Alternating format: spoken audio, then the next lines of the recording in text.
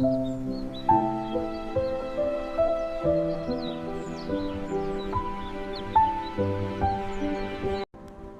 first light of morning slips quietly through the window.